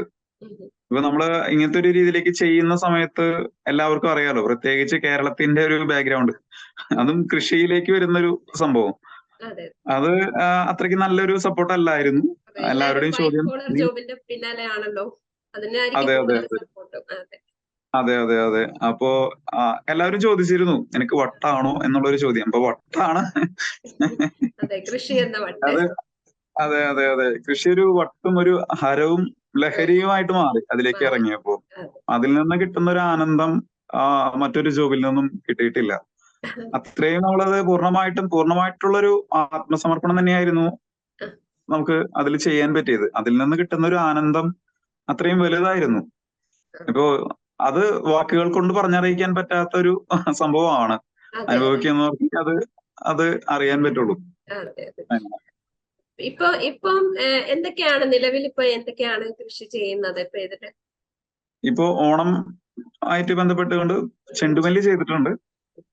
അത്യാവശ്യം ഒരു 2 ഏക്കറിൽ താഴെ വരുന്ന സ്ഥലത്ത് പൂക്കൃഷിയുണ്ട്. അത് ചെണ്ടുമല്ലി, മറ്റേ വാടാമുല്ല, അത്തരം ചെടികള്. പിന്നെ പച്ചക്കറികളും കുറച്ച് ചെയ്തിട്ടുണ്ട്. പക്ഷെ പച്ചക്കറികള് ആ മഴയുടെ ആ ഒരു പീക്ക് ടൈം ആയിരുന്നു പ്ലാന്റിങ് ടൈം. അപ്പൊ അതുകൊണ്ട് കുറച്ചൊരു സ്ലോ ഗ്രോത്ത് ആണ്. എന്നിരുന്നാലും കിട്ടുന്നുള്ളൊരു പ്രതീക്ഷയാണ് കുറച്ചെങ്കിലും. പിടിച്ചെടുക്കാം. അതെ അതെ അതെ അതെ. ഓണവിപണിയില് പൂ ഇത്രയും ഉള്ള സ്ഥിതിക്ക് കുറച്ച് പച്ചക്കറികൾ കുറച്ചായിരുന്നു ചെയ്തിരിക്കുന്നത്. അങ്ങനെ. പൂക്കളാണ് അപ്പൊ ഇപ്പൊ ഇപ്പം മെയിനായിട്ട് ഓണം മുന്നിൽ കണ്ടിട്ട് ചെയ്തിരിക്കുന്നത്. അതെ അതെ അതെ അതെ അതെ. ഇനി വരുന്ന മാസങ്ങളാണ് നമ്മളുടെ ശരിക്കും ഫാമിംഗ് സ്റ്റാർട്ട് ചെയ്യുന്ന ടൈം. അപ്പൊ അതിലാണ് നമ്മൾ ശരിക്കും സീസൺ സ്റ്റാർട്ട് ചെയ്യുന്നത്. എല്ലാ കൂൾ സീസണിന്റെ പച്ചക്കറി ഒരു എൻഡേ ഉള്ളൂ. പറയുമ്പോൾ എല്ലാം ഉണ്ട്, സമ്മിശ്ര കൃഷിയല്ലേ. അതെ അതെ അതെ അതെ. കുട്ടികളെ വെച്ച് കണ്ടാണ് കൂടുതലും ഡീൽ ചെയ്യുന്നത്, ഡിഗ്രി കഴിഞ്ഞിട്ടുള്ളവര്. അപ്പൊ ഈ 4 ഇയർ അങ്ങനത്തെ, അപ്പൊ അവര് മോട്ടോർ ഓൺ ആക്കാനും കാര്യങ്ങൾക്കൊക്കെ അവര് തന്നെ അങ്ങനെ നിൽക്കണം. അവർക്ക് അത്യാവശ്യം സാലറി പ്രചോദനമാണല്ലേ. അതെ അതെ അതെ. അവർക്ക് നോർമൽ ആയിട്ടുള്ള ഒരു രീതിയിലേക്ക് ഒരു സാലറിയും കൊടുക്കുന്നുണ്ട് നമ്മള്. അത് തികച്ചും കൗതുകകരമായ ഒരു കാര്യമാണല്ലോ. അപ്പൊ കുട്ടികളെ എങ്ങനെയാണ് ഇതിലേക്ക് കൊണ്ടുവരുന്നത്? അതെ അതെ അതെ. അപ്പൊ അവർക്ക് താല്പര്യമുള്ളവര് അങ്ങനെ ഉണ്ട്, കുറച്ച് കുട്ടികൾ. വളരെ കുറവാണ്. എന്നിരുന്നാലും അവർക്ക് അത്രയും നല്ലൊരു പ്രോത്സാഹനം കൊടുക്കുന്നുണ്ട്. ഒരാളെങ്കിലും കൊണ്ടുവരാൻ കഴിഞ്ഞാൽ അത് നമുക്ക് ഏറ്റവും വലിയൊരു നേട്ടമല്ലേ. അതെ, ഒരാളല്ല, ഒരു 15 താഴെയുള്ള കുട്ടികൾ നമ്മുടെ കൂടെ ഉണ്ട്. ഓ, അപ്പൊ വലിയ കാര്യമാണ് ചെയ്യുന്നത്. അതെ അതെ അതെ. അപ്പൊ ഈ ഒരു ചുരുങ്ങിയ ഒരു കാലം കൊണ്ട് പിന്നെ ഇതിനെ പറ്റിയിട്ടുള്ള ഒരു പബ്ലിസിറ്റി കുറച്ചുകൂടി പോയി കഴിഞ്ഞാൽ മാതാപിതാക്കളും ഇത്തരം കുട്ടികളെ വിടാൻ തയ്യാറാകുന്ന ഒരു സാഹചര്യമാണ് ഇപ്പോ അതെ അതെ, ഉള്ളത്. തീർച്ചയായിട്ടും. അല്ല, ഇനിയുള്ള കാലത്ത് അങ്ങനെയാണ് വേണ്ടത്. പലരും എന്താ വെച്ചാൽ ഈ വെക്കേഷൻ ടൈമിലൊക്കെ ഒന്നാമതൊരു വീട്ടിലിരുത്താനായിട്ട് അവരുടെ മാതാപിതാക്കൾക്ക് ഒട്ടും താല്പര്യമില്ല, ഈ മൊബൈൽ കളിച്ചിരിക്കണ്. അപ്പൊ അങ്ങനെ ചിലരൊക്കെ പറയും നിനക്ക് വേണേ ഫീസ് തരാന്നുള്ള രീതിയിലേക്ക് വരെ പല മാതാപിതാക്കളും സമീപിച്ചിട്ടുണ്ട് നമ്മളെ. യുവന്മാരെ മേയ്ക്കൽ എളുപ്പമല്ല, ചെറിയ കുട്ടികളൊക്കെ നമ്മളെ. അപ്പൊ വലിയൊരു സോഷ്യൽ സർവീസിന്റെ കൂടെ ഭാഗമാണ്. അതെ അതെ. ചിലവന്മാര് നമ്മ പിടിച്ചാൽ നിൽക്കുന്നിടത്തും പറഞ്ഞാ കേൾക്കുന്നിടത്തും നിൽക്കുന്നവരല്ലേ. ഈ കുളവും തോടും അങ്ങനത്തെ സംഭവങ്ങളൊക്കെ ഉണ്ടേ പ്ലോട്ടുകളില്. അതെ, അപ്പൊ നമ്മൾ ഒത്തിരി ശ്രദ്ധിക്കണം. അതെ. പിന്നെ ഇവർക്കൊക്കെ ഈ നീന്തൽ ട്രെയിനിങ് അത്തരം കാര്യങ്ങളൊക്കെ നമ്മൾ കൊടുക്കാറുണ്ട്. അതും ചെയ്യുന്നുണ്ട് ഇതിന്റെ ഒപ്പം. അതെ, കുട്ടികൾ അങ്ങനത്തെ ഒരു പാർട്ടാക്കി മാറ്റാന്നുള്ളൊരു രീതിയിലേക്കുള്ള ഒരു പ്രവർത്തനങ്ങളുണ്ട്. ഫീൽഡിൽ ഇറങ്ങുമ്പോ എല്ലാ വിധത്തിലും അവര് സജ്ജരായിരിക്കണം. അതെ അതെ, തീർച്ചയായിട്ടും. സർക്കാരിന്റെ ഭാഗത്തു നിന്നുള്ള പിന്തുണ എങ്ങനെയാണ്? കൃഷി വകുപ്പിന്റെ വളരെ വലിയൊരു രീതിയിലേക്കുള്ള ഒരു സപ്പോർട്ട് ഉണ്ട്. കാരണം അത്തരത്തിലുള്ള ഒരു സപ്പോർട്ട് ഇല്ലെങ്കിൽ എനിക്ക് ഈ ഒരു അവാർഡ് ലഭിക്കാൻ ചിലപ്പോൾ ഞാൻ അർഹനായിരിക്കില്ല. അപ്പൊ അതൊരു ചോദ്യത്തിന് വളരെ പ്രസക്തമാണ്. ഒപ്പം തന്നെ നമ്മുടെ പഞ്ചായത്തും, പിന്നെ പഞ്ചായത്തിനെ ദത്തെടുത്തിട്ടുള്ള ഒരു സംഘടനയുണ്ട് ഞങ്ങളുടെ ഇവിടെ, സാലിം അലി ഫൗണ്ടേഷൻ. അവരിൽ നിന്നുള്ള സപ്പോർട്ടും, സാലിം അലി ഫൗണ്ടേഷൻ. ഓക്കെ. അപ്പൊ അവരുടെ സപ്പോർട്ടും വളരെ വലുതാണ്. ശരിക്കും ഈ എന്താ പറയാ, ഒന്നിനൊന്ന് മെച്ചമായിട്ട് നിൽക്കുന്ന സംഘടനകൾ എന്ന് പറയാൻ പറ്റില്ല, സ്ഥാപനങ്ങളാണ് ഇവ മൂന്നും. അതിൽ പ്രത്യേകിച്ച് ഇന്ന ഒരാളുടെ പേരെടുത്ത് പറയാ എന്നുള്ളത് ബുദ്ധിമുട്ടാണ്. ഇപ്പൊ വെള്ളാങ്കല്ലൂർ ഒരു കൃഷിഭവന്റെ ആണെങ്കിലും അതുപോലെ തന്നെ എല്ലാം അത്രയും നല്ലൊരു സപ്പോർട്ടാണ് അവിടുത്തെ സാറുമാരും എല്ലാവരും തന്നിരിക്കുന്നത്. ആരുടെയും പേരെടുത്ത് പറയുന്നില്ല. അത് മറ്റൊന്നും കൊണ്ടല്ല, അത് ആ സ്ഥാപനത്തിന് മുഴുവൻ പേർക്കും. ഇപ്പൊ അതിനകത്തുള്ള ആത്മയുടെ സ്കീമിലും നമ്മൾ ഉൾപ്പെട്ടിട്ടുണ്ട്. അതുപോലെ SHM, അതുപോലെ കൃഷിഭവന്റെ എല്ലാ സ്കീമുകളിലേക്കൊക്കെ നമ്മളെ കാര്യങ്ങളൊക്കെ വിളിച്ച് പറയാറും അറിയിക്കാറും അതിന്റെ ഭാഗവുമാണ് നമ്മള്. അപ്പോ ഈ ഒരു അവാർഡിന്റെ തിളക്കത്തിൽ അതിന്റെ ഒരു വലിയൊരു പങ്ക് ഇവർക്കും അർഹതപ്പെട്ടതാണ് ശരിക്കും. പിന്നെ ഗ്രാമപഞ്ചായത്തിന്റെ കാര്യം പറയുകയാണെങ്കിലും പഞ്ചായത്ത് പ്രസിഡന്റും നമ്മുടെ മെമ്പർമാരും എല്ലാവരും നമ്മളെ ഈ വിപണനത്തിന്റെ കാര്യത്തിലും എല്ലാത്തിലും വളരെ വലിയൊരു സപ്പോർട്ട് തന്നെയാണ് തരുന്നത്. അതങ്ങനെ തന്നെയാണ്. പിന്നെ ഇപ്പോ നമ്മുടെ ADA, ഇപ്പോ കൃഷി വകുപ്പിന്റെ ഹാരിസ് സാറ്, ഇപ്പോഴത്തെ ധന്യ മേഡം, എല്ലാവരിൽ നിന്നും, പിന്നെ സംഗീത മേഡം, ഷാൻഡോ സാറ്, സിജി ചേച്ചി, എല്ലാവരും അത്രയും വലിയൊരു രീതിയിലേക്കുള്ള ഒരു സപ്പോർട്ടാണ് നമുക്ക് തന്നിരിക്കുന്നത്. അത് വാക്കുകൾ കൊണ്ട് അവരോട് പറഞ്ഞറിയിക്കാൻ പറ്റാത്ത കാര്യങ്ങളാണ്. അത് തന്നെയാണ് ഈ സലീം അലി ഫൗണ്ടേഷന്റെ കാര്യത്തിനാണെങ്കിലും നമുക്ക് അത്രയും സപ്പോർട്ട് ശ്യാം എന്ന കർഷകനാകാനായിട്ട് അത്രയും, അതായത് നമ്മൾക്ക് എപ്പോഴും നമ്മളുടെ ഇല്ലായ്മകളിൽ നമുക്ക് കൂടെ നിൽക്കുന്നവരാണ് നമ്മൾ എപ്പോഴും ഓർക്കേണ്ടത്. ഇപ്പോ അതെ അതെ ഏതെങ്കിലും തീർച്ചയായും. പദവിയോ പ്രശസ്തിയോ വരുന്ന സമയത്ത് നമുക്ക് വാരിക്കോരി തരുന്നവരല്ല. അതെ തീർച്ചയായും. അത്തരം ഉള്ളൊരു സാഹചര്യത്തിൽ നമുക്ക് എന്നിൽ വിശ്വസിച്ചുകൊണ്ട് നമുക്ക് കാര്യങ്ങള് പറഞ്ഞു തരികയും അവര് പറഞ്ഞു തരുന്ന കാര്യങ്ങൾക്ക് ഒരു കടുകുമണിയുടെ വ്യത്യാസം വരാതെ അത് പൂർണ്ണമായിട്ടും ഇംപ്ലിമെന്റ് ചെയ്യുന്ന ഒരു തരത്തിലേക്ക് നമ്മൾ എത്താൻ പറ്റുന്നതുകൊണ്ടായിരിക്കും ചിലപ്പോൾ അവർ അത്തരത്തിലുള്ള സഹായ സഹകരണങ്ങൾ തന്നിട്ടുള്ളത്. അപ്പോ അത് നമ്മൾ എപ്പോഴും ഓർക്കേണ്ടതും എന്താ പറയാ, അത് വാക്കുകൾ കൊണ്ടുള്ള ഒരു നന്ദി പറച്ചിലല്ല അത് തീരേണ്ടത്. അത്രയും വലിയൊരു സപ്പോർട്ട് തന്നെയാണ് എല്ലാവരുടെ ഭാഗത്തുനിന്നും ഉണ്ടായിട്ടുള്ളത്. അങ്ങനെ കുടുംബത്തിന്റെ ആണെങ്കിലും സപ്പോർട്ടൊക്കെ വളരെ വലിയൊരു രീതിയിലേക്ക്, അതായത് ആ പ്രാരംഭഘട്ടത്തിൽ നിന്ന് മാറി പിന്നീട് വരുന്ന സമയത്ത് വളരെ വലിയൊരു രീതിയിലേക്കുള്ള ഒരു സപ്പോർട്ട് ഉണ്ടായിട്ടുണ്ട്. പിന്നെ നമ്മൾ ചെയ്യുന്ന ഒരു പ്രവർത്തനം ഒരു എന്താ പറയാ, ഒരു ഈശ്വരീയമായിട്ടുള്ള ഒരു പ്രവർത്തനം തന്നെയാണ്. അതെ അതെ അതെ തീർച്ചയായിട്ടും. ആ, അപ്പോ അതിന്റെ ഒരു കാര്യം വളരെ വലുത് തന്നെയാണ്. അതെ. അങ്ങനെ അപ്പോ എന്തായാലും ഈ തിരക്കിനിടയിൽ ഇത്രയും സമയം നമ്മുടെ കൃഷി ജാഗരണമായിട്ട് പങ്കുവെച്ചതിന് നന്ദി. എല്ലാവിധ ആശംസകളും. ഇനിയും കൂടുതൽ ഉയരങ്ങളിലേക്ക് എത്തട്ടെ. അല്ല, വളരെയധികം സന്തോഷം ഇങ്ങനത്തെ ഒരു ഇതിന്റെ ഭാഗമാവാനായിട്ട് എനിക്ക് ഈ ഒരു ഇന്റർവ്യൂന്റെ. ഒപ്പം തന്നെ നമ്മൾ എന്താ പറയാ, ഇത്തരം അംഗീകാരങ്ങൾ വരുമ്പോ അതിൽ മതിമറന്ന് വശംവദാക്കുന്ന ഒരു സെറ്റപ്പ് അല്ല.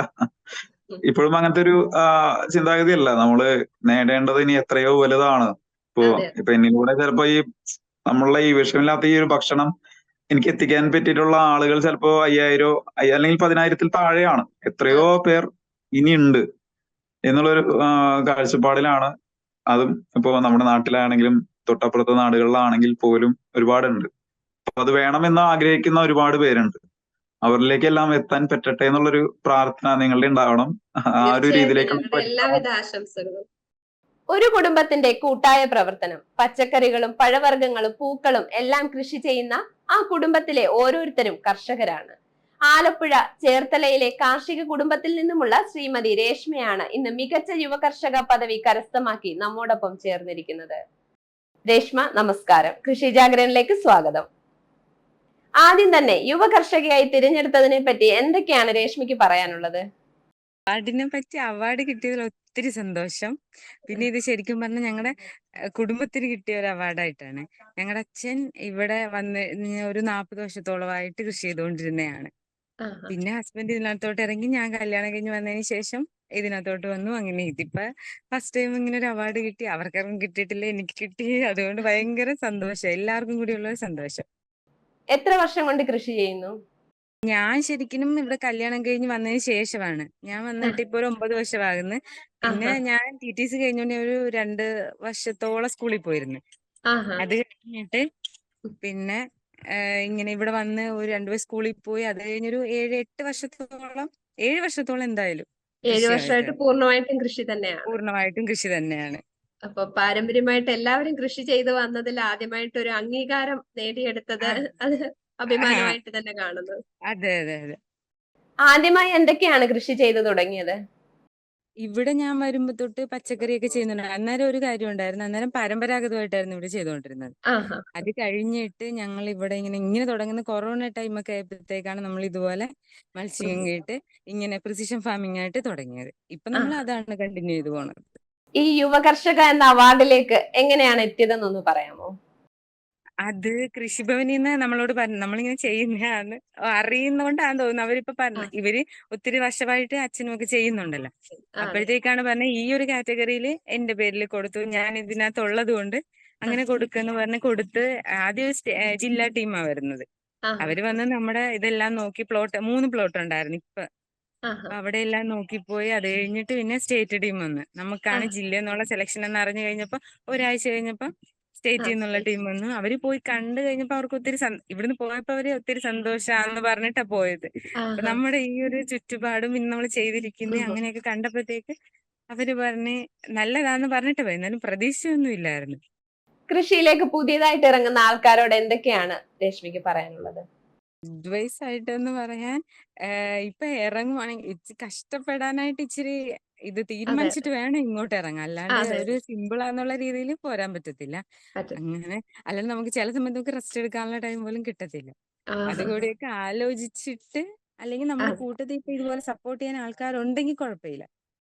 ഒരു ബെഡിൽ തുടങ്ങി ഇന്ന് 20,000 ബെഡുകളുമായി കൂൺ കൃഷിയിൽ തന്റേതായ സ്ഥാനം ഉറപ്പിച്ച എറണാകുളം സ്വദേശി ശ്രീ ജിത്തു തോമസ് ആണ് മികച്ച കൂൺ കർഷകനായി തിരഞ്ഞെടുക്കപ്പെട്ടത്. അദ്ദേഹത്തിന് എന്തൊക്കെയാണ് പറയാനുള്ളതെന്ന് കേൾക്കാം. നമസ്കാരം സർ, കൃഷി ജാഗരണിലേക്ക് സ്വാഗതം. ആദ്യം തന്നെ അവാർഡ് കിട്ടിയതിനെ പറ്റി കൃഷി ജാഗരൺ പ്രേക്ഷകരോട് എന്തൊക്കെയാണ് ഷെയർ ചെയ്യാനുള്ളത്? അവാർഡ് കിട്ടിയെന്ന് വെച്ചാൽ നമുക്കിപ്പോൾ കേരളത്തിലെ ഏറ്റവും മികച്ച കർഷകനുള്ള അവാർഡാണ് നമുക്ക് ഈ വർഷം ലഭിച്ചിരിക്കുന്നത്. നമ്മൾ ഏകദേശം 12 വർഷമായി നമ്മൾ കൃഷി സ്റ്റാർട്ട് ചെയ്തിട്ട്. അപ്പോൾ ഈ തവണത്തെ സ്റ്റേറ്റ് ടീം വന്ന് നമ്മുടെ കാര്യങ്ങളെല്ലാം കണ്ടു. അപ്പോൾ ഒരു വളരെ നല്ല അഭിപ്രായമാണ് പറഞ്ഞത്. മുന്നോട്ട് പോകാനുള്ള ഒരു എന്താ പറയാ ഊർജ്ജമാണുള്ളത്. ഓരോ അവാർഡുകളും അംഗീകാരമൊക്കെ കിട്ടുന്നത് നമുക്ക് നാട്ടിലും ഒക്കെ നമ്മുടെ ഒരു ബിസിനസിനെയും പ്രൊമോട്ട് ചെയ്യുന്നുണ്ട്. നമുക്കൊരു അംഗീകാരമാണ്. അങ്ങനെ തന്നെയാണ് കാണുന്നത്. നമ്മുടെ ടീമിന് മൊത്തത്തിലെ ഒരു ടീം മെമ്പേഴ്സിനും എല്ലാവർക്കും ഒരു എന്താ പറയാ ഒരു മുന്നോട്ട് പോകാനുള്ള ഒരു ഊർജ്ജമാണ് അവാർഡുകൾ എന്നൊക്കെ പറയുന്നത്. എങ്ങനെയാണ് ഈ അവാർഡിലേക്ക് എത്തിയതെന്നൊന്ന് പറയാമോ? നമ്മളിപ്പോ ഞാൻ പറഞ്ഞു ഏകദേശം ഒരു 20,000 ബെഡുള്ള ഒരു കൃഷിയാണ്. ഫാമുണ്ട്, 20,000 ബെഡുള്ള ഫാംസ് ഉണ്ട് നമുക്ക്. ഏകദേശം ഡെയിലി 100 to 120 കിലോ അവര് നോക്കിയിരിക്കുന്ന ഏറ്റവും ചെയ്ത് കൃഷി ചെയ്യുന്നതും വ്യവസായ അടിസ്ഥാനത്തിൽ കൃഷി ചെയ്യുന്ന ആളെയാണ് നോക്കുന്നത്. അപ്പൊ വ്യവസായ അടിസ്ഥാനത്തിൽ നമ്മൾ 120 കിലോ മഷ്റൂം പ്രൊഡ്യൂസ് ചെയ്യുന്നത് എനിക്ക് തോന്നുന്നു. അത് നമ്മള് എപ്പോ നോക്കിയാലും നമ്മൾ തന്നെയാണ് ഏറ്റവും കൂടുതൽ ഫ്രഷ് മഷ്റൂം പ്രൊഡ്യൂസ് ചെയ്യുന്നത്. കേരളത്തിൽ കമ്പയർ ചെയ്യുമ്പോൾ ഏറ്റവും കൂടുതൽ നമ്മൾ ഒരു 4-5 വർഷമായിട്ട് നമ്മൾ ആ ഒരു പ്രൊഡക്ഷൻ കൂടെ തന്നെയാണ് സ്പോൺസ് നമ്മൾ ചെയ്യുന്നുണ്ട്. ഒരു വ്യവസായ അടിസ്ഥാനത്തിൽ തന്നെയാണ് നമ്മൾ കൃഷി നമ്മൾ കാണുന്നു. അങ്ങനെ തന്നെയാണ് നമ്മൾ ചെയ്യുന്നത്. അതിനുള്ളൊരു ഇൻഫ്രാസ്ട്രക്ചർ നമുക്ക് ഇവിടെ ഉണ്ട്. നമ്മൾ തന്നെ ഡെവലപ്പ് ചെയ്തൊരു ഫാമിംഗ് മെത്തേഡുകളുണ്ട് ഇവിടെ. നമുക്ക് ഫാം സ്ട്രക്ചറുകളൊക്കെ ഒരു എല്ലാ സമയത്തും മഴക്കാലം വേനൽക്കാലത്തൊക്കെ ഒരേപോലെ തന്നെ കൃഷി മെയിൻറ്റെയിൻ ചെയ്ത് പോകാവുന്നൊരു നമുക്കൊരു ഫൺ ആൻഡ് ബേർഡ് മെത്തേഡിലുള്ള ഒരു 4 ഫാമുകളുണ്ട് നമുക്കിവിടെ. അപ്പൊ അങ്ങനെയുള്ളൊരു എന്താ പറയുക ഒരു ഹൈ ഇന്റൻസിറ്റിക് മോഡലായിരുന്നു നമ്മുടെ. അതാണ് പ്രധാനമായിട്ട് അവർ കണ്ടത്. കാരണം ഒരു 1000 സ്ക്വയർ ഫീറ്റിൽ 1000 ബെഡ് സാധാരണ ഒരു ഫാം ചെയ്യുമ്പോൾ നമ്മൾ അതിൻ്റെ അകത്ത് 5000 ബെഡ് ചെയ്യുന്നുണ്ട്. അപ്പൊ ഒരു 5 ഇരട്ടി 4 to 5 ഇരട്ടി വരെ നമുക്ക് ഒരു സെയിം ഏരിയയിൽ ചെയ്യാൻ പറ്റും. ഒരു 6-7 മാസം വരെ കൃഷി ചെയ്യുന്ന ഒരു സാധാരണ ഒരു കൃഷിക്കാരനെ സംബന്ധിച്ച് നമുക്കിവിടെ 12 മാസം ഒരേപോലെ കൃഷി ചെയ്യാൻ പറ്റും. അതൊക്കെയാണ് നമ്മുടെ ഒരു ഫാമിനെ മറ്റ് ഫാമുകളിൽ നിന്ന് വേർതിരിച്ച് നിർത്തുന്നത്. എല്ലാ ഇനം മഷ്റൂമുകളും കൃഷി ചെയ്യാറുണ്ടോ? ഇല്ല, നമ്മൾ പ്രധാനമായിട്ട് ചിപ്പിക്കൂൺ എന്ന് പറഞ്ഞൊരു ചിപ്പിക്കൂണിൽ എച്ച് എന്നുള്ള വെറൈറ്റി ആണ് പ്രധാനമായിട്ട് നമ്മൾ കൃഷി ചെയ്യുന്നത്. പല വെറൈറ്റികൾ നമ്മുടെ ഉണ്ട്. നമ്മുടെ ഒരു 10-15 വെറൈറ്റി മഷ്റൂംസിന്റെ മദർ കൾച്ചർ ഉണ്ട്. ഒരു 5-6 മഷ്റൂംസ് നമ്മൾ കൃഷി ചെയ്യുന്നുണ്ട്. പക്ഷെ വ്യവസായ അടിസ്ഥാനത്തിൽ നമ്മൾ ചിപ്പിക്കൂണാണ് നമ്മൾ കൃഷി ചെയ്യുന്നത്, വിൽക്കുന്നത്. ബാക്കിയുള്ളതെല്ലാം നമ്മൾ വളരെ ചെറിയ നമ്മുടെ നാട്ടിൽ എല്ലാത്തിനുള്ള ഒരു എന്താ പറയാ ആൾക്കാർ അതിലേക്ക് കൂണിലേക്കൊക്കെ ആയി വരുന്നേ ഉള്ളൂ. പിന്നെ നമ്മുടെ ഒരു കാലാവസ്ഥയും നമ്മുടെ ഒരു നാട്ടിലൊരു ഈറ്റിംഗ് ഹാബിറ്റ് ഒക്കെ വെച്ചുള്ള ഒരു ഓയിസ്റ്ററാണ് നമുക്ക് പൊതുവെ മൂവ് ചെയ്യുന്നത്. എങ്ങനെയാണ് കൂൺ കൃഷിയിലേക്ക് എത്തിയതെന്നൊന്ന് പറയാമോ? 12 വർഷം മുമ്പ് തന്നെ തുടങ്ങിയതാണ്. ചെറിയ സ്റ്റുഡന്റ് ആയിരുന്നപ്പോൾ തന്നെ ഒരു ഹോബി എന്ന രീതിയിൽ നമ്മൾ ഫാം സ്റ്റാർട്ട് ചെയ്തതാണ്. അവിടുന്ന് പിന്നെ ഒരു സൈഡ് ബിസിനസ് ആയിട്ട് പഠിച്ചുകൊണ്ട് നമ്മൾ ചെയ്തിട്ടുണ്ടായിരുന്നു. പിന്നെ ഒരു 4-5 കൊല്ലമായിട്ട് നമ്മൾ ഫുൾ ടൈം മഷ്റൂം ബിസിനസ് ആയിട്ട് തന്നെ ചെയ്യുന്നുണ്ട്. അമ്മയുണ്ട് ഫാമില് സഹായിക്കാനായിട്ട്. വൈഫ് ഫാമിൽ ജോയിൻ ചെയ്തു. നമുക്ക് ഏകദേശം ഒരു 15 പേരുള്ള ഒരു ടീമുണ്ട് നമ്മുടെ ഫാമില്. കൃഷിന്റെയും ബാക്കി എല്ലാ കാര്യങ്ങളും നോക്കാനും 15 പേരുടെ ടീമായിട്ടാണ് നമുക്ക്. മഷ്റൂം എന്ന് പറയുമ്പോൾ വളരെ സെൻസിറ്റീവ് ആയിട്ടുള്ള ഒരു ക്രോപ്പ് ആണല്ലോ. അപ്പൊ തുടക്കകാലത്തിൽ എന്തൊക്കെ വെല്ലുവിളികളാണ് സാറിന് നേരിടേണ്ടി വന്നിട്ടുള്ളത്? സെൻസിറ്റീവ് ഉള്ള ക്രോപ്പാണ്. അപ്പൊ അതിന്റെ വെല്ലുവിളികളും എപ്പോഴും ഉണ്ട്. അന്നുണ്ട് ഇന്നും ഉണ്ട്. ഇടയ്ക്കിടയ്ക്ക് കണ്ടാമിനേഷൻസ് വരും. വളരെ എന്താ പറയുക വളരെ കീപ്പിംഗ് ക്വാളിറ്റി കുറഞ്ഞൊരു ക്രോപ്പാണ്. അപ്പൊ മാർക്കറ്റിംഗ് വളരെ നമ്മൾ സ്ട്രോങ് ആക്കണം. അപ്പൊ മെയിൻ ആയിട്ട് നോളജ് ഇപ്പൊ ഞാൻ ഒരു 12 കൊല്ലം 8 കൊല്ലത്തോളം നമുക്ക് വളരെ അത്ര പ്രോഫിറ്റബിൾ ഒന്നും അല്ല ഓടിച്ചോണ്ടിരുന്നത്. ഒരു പ്രൊഫഷണൽ രീതി ഇറങ്ങുന്നതിന് മുമ്പ് നമ്മൾ ഒരു ട്രയൽ എന്ന രീതിയിൽ നമ്മൾ പല കാര്യങ്ങൾ ചെയ്തിട്ടുണ്ട്. അപ്പൊ അതെല്ലാം സോർട്ട് ചെയ്ത് റെഗുലർ ആയിട്ട് ഒരു ട്രയൽ ആൻഡ് എററിൽ കൂടെ എപ്പോഴും നമ്മൾ അതിൽ കൂടെ തന്നെ പോയിട്ടാണ് ഓരോ പ്രോബ്ലം സോൾവ് ചെയ്ത് തന്നെയാണ് നമ്മൾ ഈ ഒരു എന്താ പറയുക ഒരു കൊമേഴ്ഷ്യൽ ഫാമിലേക്ക് നമ്മൾ എത്തിയിരിക്കുന്നത്. സർക്കാരിന്റെ ഭാഗത്തു നിന്ന് എന്തെങ്കിലും പിന്തുണ ലഭിച്ചിട്ടുണ്ടോ?